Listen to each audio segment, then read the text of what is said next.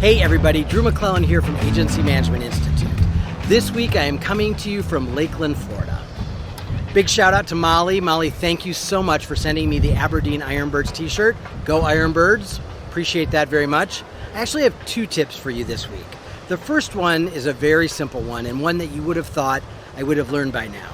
It is not a good idea to go 10 or 12 hours without eating very much or drinking very much water because your blood sugar drops, you get dehydrated, and sometimes in the middle of a busy airport, you pass out and you bang your head and your nose. So do not do that. That's my travel tip for you for this week. The second thing I want to talk to you about is agency valuations. So for many agency owners, they're wondering what their agency would be worth if they wanted to sell it. You may not be ready to invest in having an actual valuation done, which I highly recommend. And if you need a reference to somebody who does it specifically for agencies, do not go to a generalist valuation expert, but go to someone who specializes in agencies. So if you need that, email me and I'll introduce you to some folks. But let's say you're not there yet, but you want to know ballpark what your agency is worth. Here's an easy way to do it. You take 5 years of your adjusted gross income. So remember, that's gross billings minus all of your cost of goods, including any 1099 labor that you have. You take the last 5 years of adjusted gross income. So gross billings minus cost of goods equals AGI, or adjusted gross income.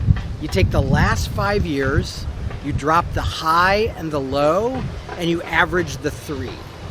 And so that's going to be your base value of the agency. And then depending on a plethora of factors, like are you a specialist? How involved is the owner in the day-to-day operations? What kind of long-term contracts do you have? Do you have an area of specialty or expertise? Do you have a leadership team that's intact and that could run the business day-to-day? Those sort of things will contribute to the multiplier.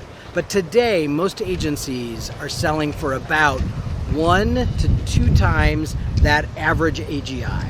So again, take the 5 years, drop the high and the low, average the other 3, and then depending on those factors I just listed, you're going to get somewhere between 1 and 2 times that AGI if you were to sell your agency today.